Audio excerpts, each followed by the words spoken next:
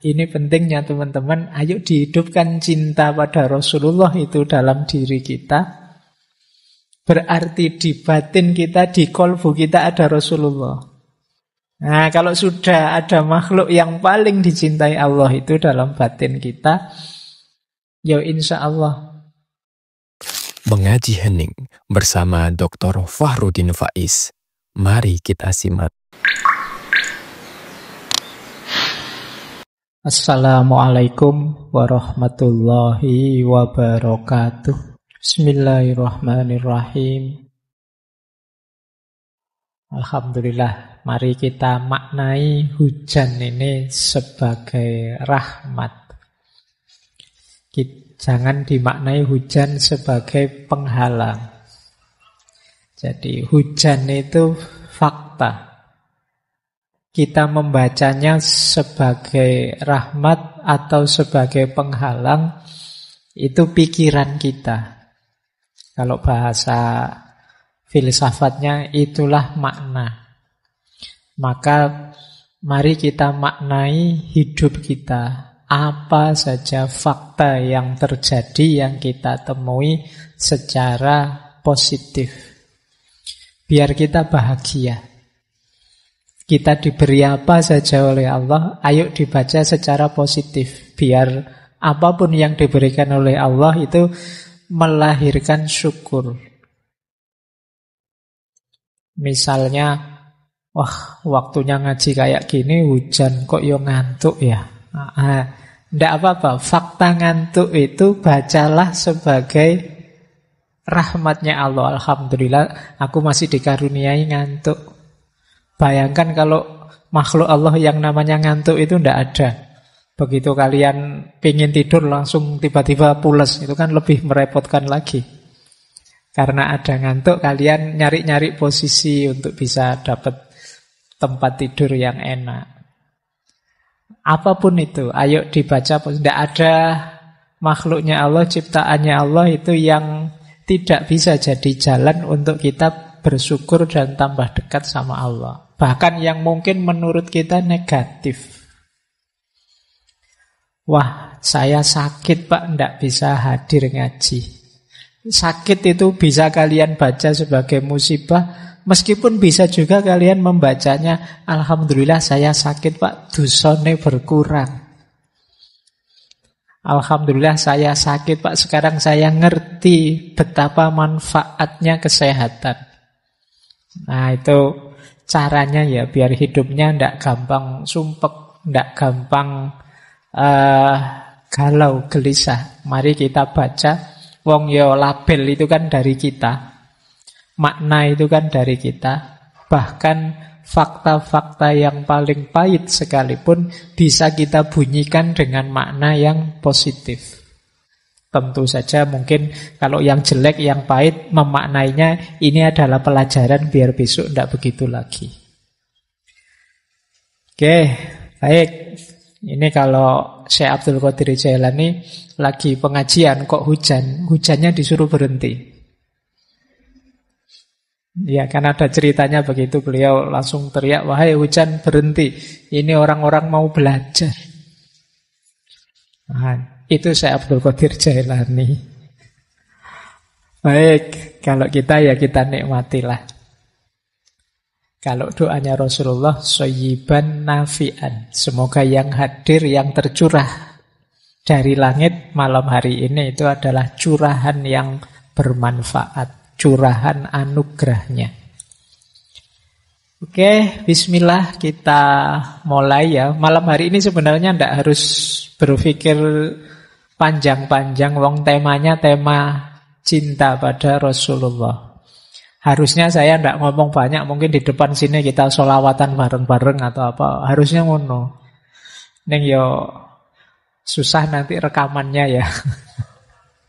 Kalian sudah siap-siap mendengarkan untuk dapat sesuatu, malah diajak sholawatan saja. Nanti sholawatan sendiri-sendiri ya. Saya mengantarkan saja dengan beberapa perspektif tentang mencintai Rasulullah. Ini cinta Rasul ini diksi yang mungkin akrab sekali dengan keseharian kita. Malam hari ini kita belajar, ayo kita gali. Kalau bahasa filsafat, ontologi dan epistemologinya. Apa dan mengapanya kok kita itu harus mencintai Rasulullah Sallallahu Alaihi Wasallam.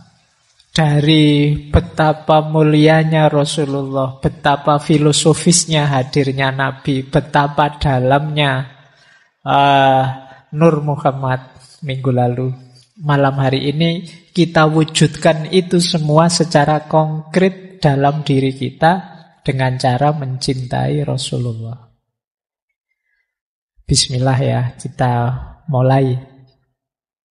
Yang pertama, kita lacak dasar-dasarnya dulu. Ini mirip di pertemuan pertama kita ya. Kemarin kita sebut bahwa hadirnya Rasulullah adalah bagian dari cintanya Allah kepada manusia. Jadi ini dasar yang pertama. Jadi hadirnya Rasul, hadirnya Nabi itu bagian dari cintanya Allah kepada kita. Ini saya ambil dari salah satu sumber. Bentuk-bentuk cintanya Allah pada kita, khususnya manusia akhir zaman ini. Antara lain itu, selain Nabi dan Rasul yang saya warnai berbeda itu, yang pertama jelas tentu saja kita dianugerahi oleh Allah keberadaan dan kehidupan. Kita ada eksis sekarang saat ini sebagai manusia dengan kemampuan berpikir yang tinggi melebihi makhluk Allah lainnya. Itu menunjukkan cintanya Allah pada kita. Jadi kalau ada yang tanya, apa sih Pak buktinya cintanya Allah pada kita? Itu ya sederhananya, lah kamu ada itu. Anugerah paling besar dari Allah. Itu pun ada yang kedua. Apa? Kita tidak sekedar dibuat ada, tapi diistimewakan oleh Allah. Kalau bahasanya Al-Quran, walaqad karramna bani Adam. Kita ini kan anak cucunya Nabi Adam yang dimuliakan oleh Allah. Allah sendiri yang bilang, sungguh telah kami muliakan Bani Adam. Banyak fasilitas-fasilitas kemuliaan yang diberikan oleh Allah pada kita. Kita itu makhluk yang diberi kebebasan untuk milih. Kita itu makhluk yang diberi segala macam potensi dalam diri kita. Kita itu makhluk yang mikrokosmos. Unsur-unsur semesta ada dalam diri kita. Kita juga makhluk yang punya dimensi ilahiyah. Nah, ini istimewa kita. Tidak ada makhluk seistimewa manusia. Makanya iblis iri sama kita. Nah, ini yang kedua. Yang ketiga, tidak hanya itu. Allah itu menyediakan segala macam fasilitas untuk kita bisa hidup di muka bumi ini. Dan segalanya pas, sesuai, cocok, sebelum kita sendiri yang rusak. Suhu udara, iklim, tekanan udara, jaraknya matahari dari bumi dan lain sebagainya itu pas. Kok kita dulu diturunkan di planet Pluto yang paling kecil, mungkin kita sudah tawuran desekan karena planetnya kecil. Atau di planet yang paling dekat dengan matahari, mungkin kita sudah gosong semua. Pas kita itu ada di bumi, planet yang indah, hijau, untuk kita hidupi. Oh, itu tidak mungkin kebetulan. Kemudian itu pun Allah ingin kita itu bahagia, lurus jalannya dan kembali lagi pada Allah sesuai yang diinginkannya. Maka Allah menurunkan kitab suci. Padahal kita sudah diberi akal, tapi betapa sayangnya Allah pada kita, diturunkanlah kitab suci. Itu pun Allah masih, jangan-jangan nanti kitab suci tidak dibaca, tidak dipedomani. Kayak mahasiswa itu loh, sudah ditulis referensinya ini, masih tidak dibaca. Kadang-kadang dosennya memfotokopikan ini ya, tolong difotokopi dibagikan. Itu pun tidak dibaca. Mungkin Allah ngerti, wah menungso tidak jauh-jauh dari mahasiswa ini mesti. Sudah ada Al-Quran, sudah ada kitab suci, yo membacanya males, apalagi memedominya. Sudahlah, langsung dikasih penuntun. Namanya Nabi atau Rasul. Oh, ini betapa sayangnya Allah sama kita. Nah, ada lagi beberapa yang lain. Ini kalau dijelaskan satu-satu panjang. Ada juga rezeki, itu pasti ya. Kemudian luasnya ampunan. Iblis salah langsung dihukum. Tapi kita yang akhir zaman ini dibuka lebar-lebar terus-menerus ampunannya Allah. Masih ada kesempatan loh, ayo tobat. Kita ini bolak-balik bilang, ini akhir zaman loh, ini akhir zaman loh. Tapi tidak pernah tergerak hati kita. Loh kalau akhir zaman, cepet-cepet tobat, minta ampun sama Allah. Kita kan rame akhir zaman itu kan cuma pingin rame di medsos saja atau pingin bikin konten apa ini. Inilah ciri-ciri zaman sudah akhir mungkin ngono. Tapi terus apa yang harus kita lakukan kalau memang ini zaman sudah akhir? Jangan lupa selama bel belum berbunyi, ampunannya Allah masih terbuka. Nah, ini istimewa kita. Allah tidak menyegerakan siksanya. Makanya Allah menunda hukuman. Siapa tahu nanti tobat. Siapa tahu nanti insaf. Siapa tahu nanti minta ampun. Maka tidak langsung dihukum. Beberapa umat terdahulu ada yang oleh Allah langsung diingatkan dengan cara dihukum. Tapi di kita tidak. Kita diistimewakan hari ini antara lain dengan Allah menunda hukuman. Kemudian melipat gandakan pahala. Ini Allah kan ya sangat sayang dengan kita. Maka kadang amal kecil saja pahalanya bisa luar biasa. Jadi ini untuk menarik kita agar suka dengan jalan kebenaran, jalan kebaikan. Maka oleh Allah dipromosikan kebenaran dan kebaikan itu dengan pahala yang berlipat ganda. Padahal itu sebenarnya yang butuh itu kita. Untuk melatih jiwa berbagi dengan sesama, Allah menjanjikan barang siapa bersedekah membantu saudaranya, pahalanya 700 kali lipat misalnya. Ini kan untuk menarik kita ke sana. Sebenarnya hidup dengan kesadaran berbagi itu kebutuhan kita. Bayangkan kalau manusia itu egois, tidak ada yang mau saling membantu. Tidak ada yang mau meringankan tangannya, saling menolong sesamanya. Hidup ini akan berat sekali. Tidak hanya yang kaya pada yang miskin. Kalau orang miskin juga tidak mau bantu yang kaya, tidak ada yang mau disuruh kerja, motong rumput, tidak ada yang mau disuruh jadi juru masak, tidak ada. Ya pontang-panting juga yang kaya. Kesadaran saling berbagi, saling membantu, saling menolong, itu kan kebutuhan kemanusiaan. Allah tahu kita sangat memerlukan itu, maka kita diberi tawaran, kita dipromosikan, yuk melakukan itu. Ada berlipat-lipat pahala untuk itu. Itu sebenarnya untuk kita tertarik ke sana. Itu kayak kalian punya adik atau punya anak kecil yang disuruh belajar. Terus kalau kamu rajin belajar nanti ranking 1 tak beliin HP baru misalnya. Nah itu kan tertarik kan adikmu untuk belajar serius. Biar dapat HP baru. Padahal targetmu kan tidak ke situ. Tidak apa-apalah kamu mikir HP baru. Yang penting kamu belajar beneran dan nanti pinter. Tidak apa-apalah kamu mikir pahala yang berlipat-lipat. Insya Allah nanti dikasih kau memang sama Allah. Tapi yang lebih penting lagi, jiwamu terbentuk jadi orang baik. Itu bukti sayangnya Allah. Kemudian mengabulkan permohonan. Jadi Allah sendiri yang bilang, mintalah, aku kabulkan. Saya tidak tahu teman-teman di sini masih aktif berdoa atau tidak. Atau doanya formalitas. Sudah terlanjur apal ya doa itu aja sejak dulu ya itu saja. Padahal kamu juga tidak tahu maksudnya apa. Apalannya ya kui. Mintalah. Allah akan memberi.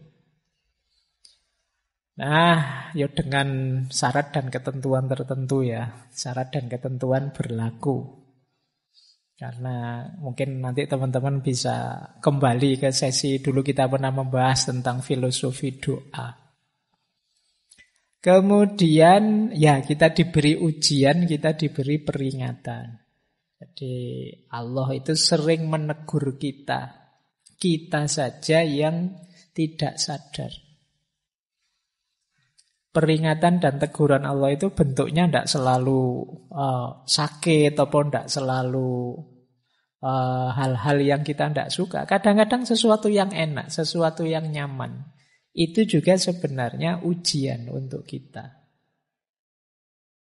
Jadi mari kita sadari betapa cintanya Allah pada kita, antara lain dengan menurunkan Rasul. Jadi ini frame pertama ya, kita pahami hadirnya Rasulullah yang harus kita cintai itu sebagai bagian dari cintanya Allah pada manusia. Lanjut.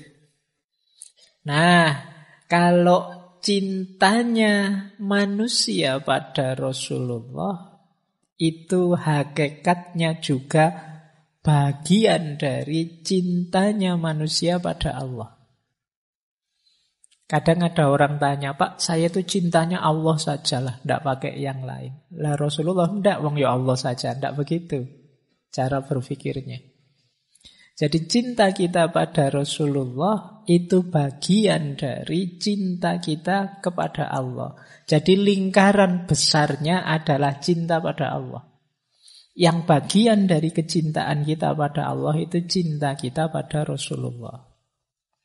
Nah itu kategori-kategori cinta. Kalau teman-teman membaca kitab-kitabnya Imam Ghazali, ada istilah mahabbatullah, ada istilah mahabbatu ma yuhibbuhullah, ada istilah mahabbah fillah, dan ada istilah mahabbah lillah.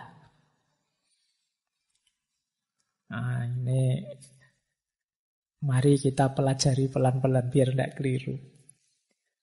Yang pertama mahabbatullah. Mahabbatullah itu ya cinta kita pada Allah. Ini pernah kita pelajari 1 bulan, mungkin bulan Februari kemarin itu, yang cinta pada Allah. Konsep-konsepnya Syekh Abdul Qadir Jailani, Ibnu Athaillah Sakandari dan lain-lain.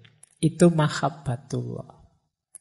Di antara cinta kita kepada Allah juga adalah mahabbatu ma yuhibbuhullah.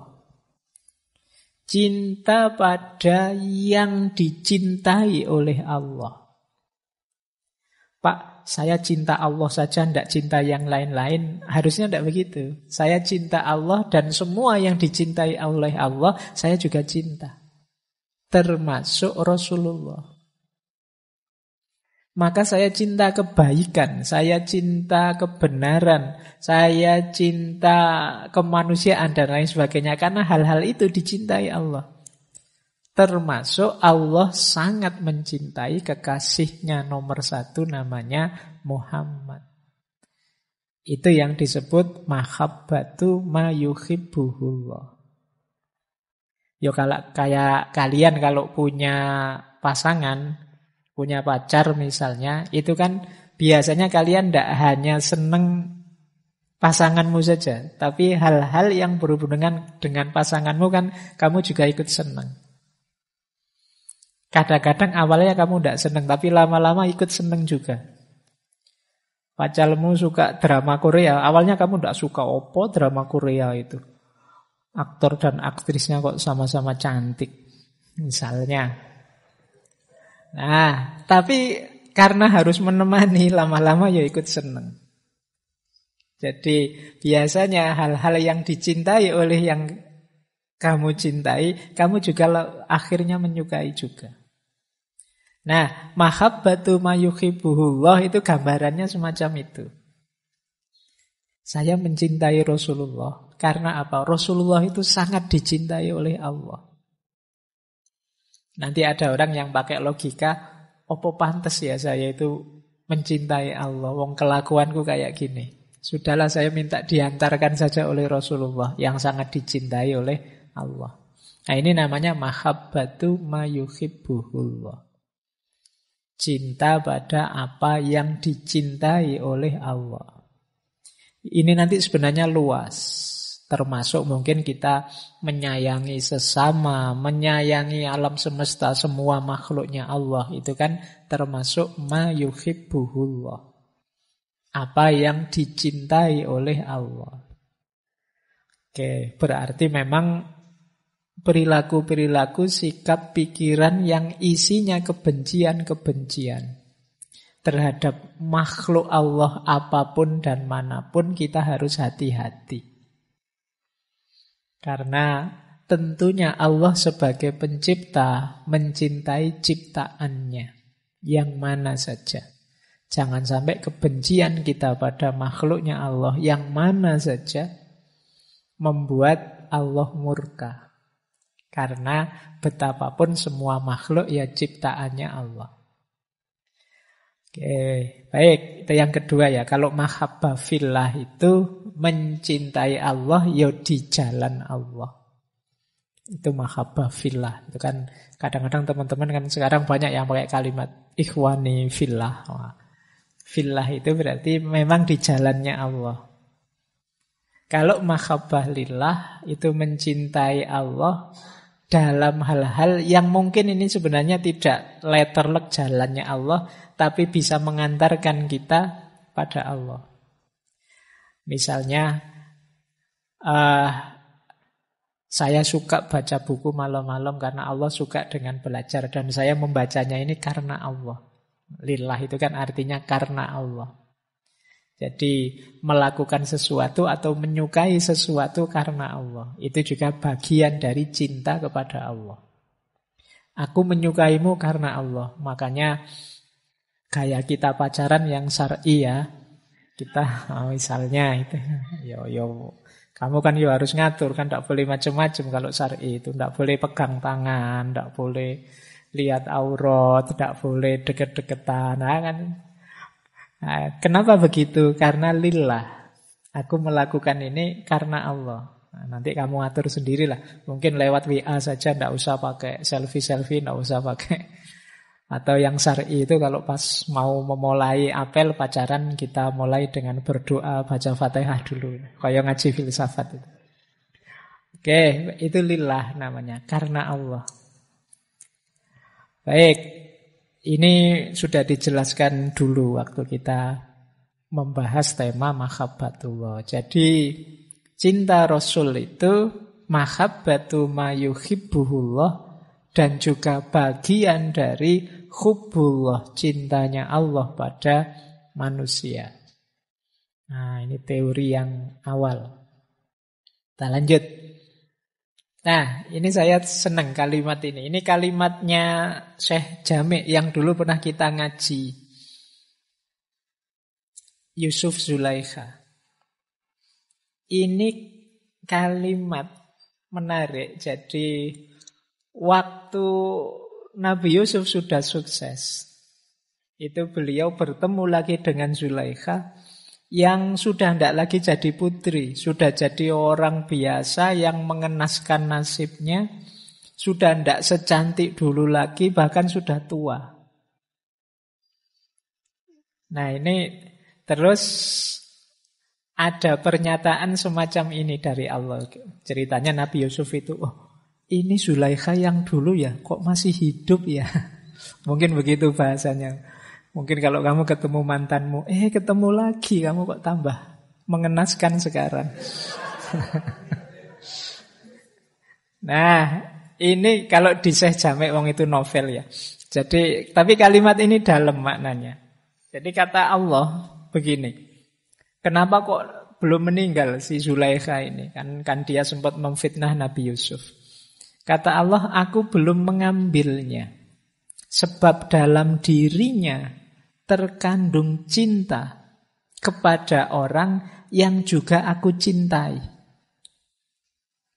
Karena ia sangat sayang padamu, bagaimana engkau mengira bahwa aku akan mengambil hidupnya?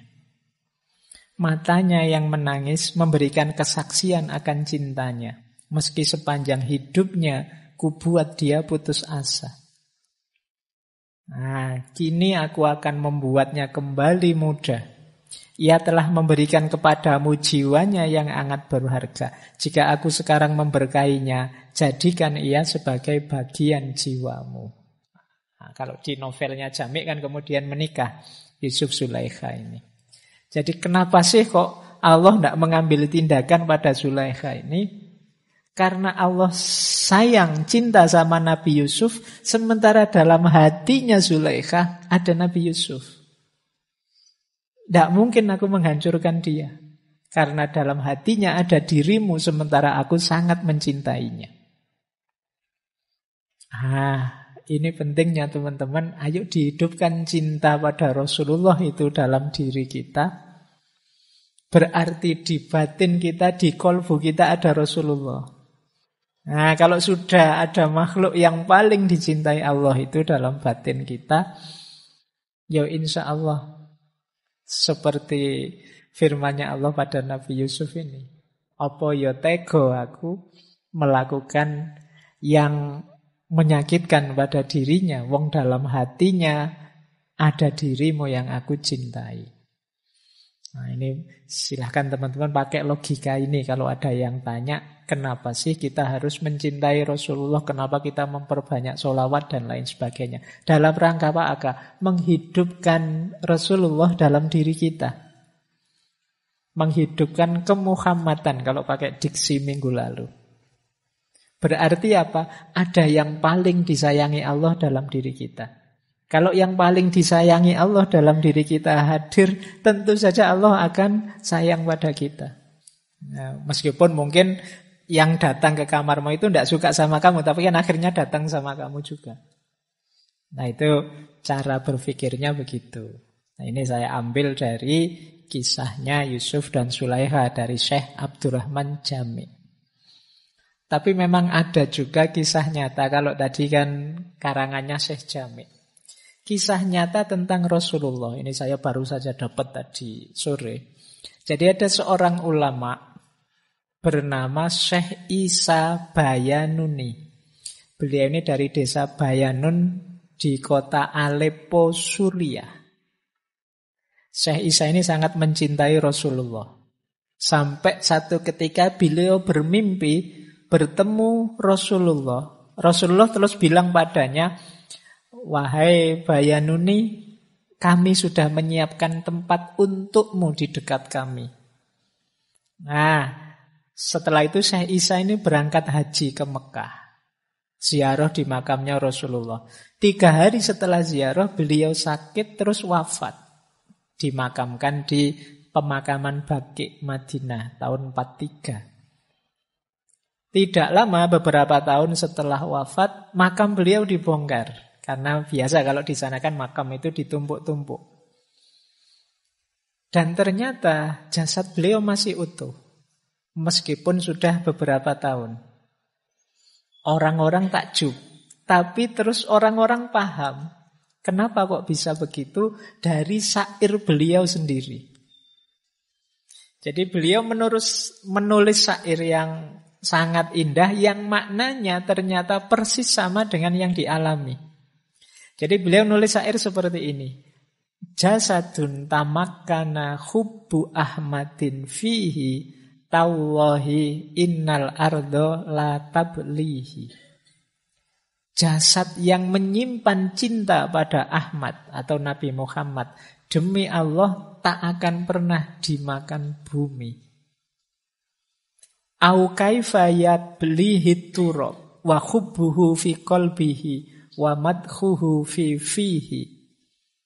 Bagaimana tanah akan menghancurkannya sedangkan cinta pada Nabi ada di hatinya. Dan pujian pada Nabi ada pada lisannya. Akfir alaihi minas sholah. Perbanyaklah sholawat pada Nabi. Fa innaha nurun likobrika indama ta'wihi. Karena itu akan jadi cahaya di kuburmu saat engkau memasukinya.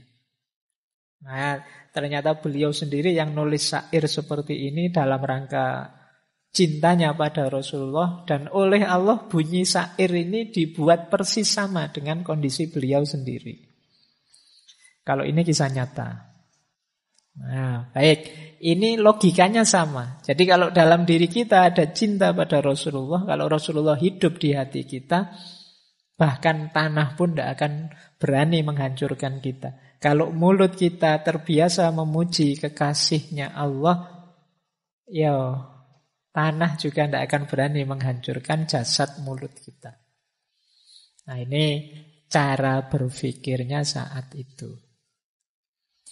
Baik, ini ya, jadi ini dasar-dasarnya, logik-logiknya. Kalau teman-teman bertanya, kenapa sih hubungan dengan Rasulullah itu harus ke tataran cinta?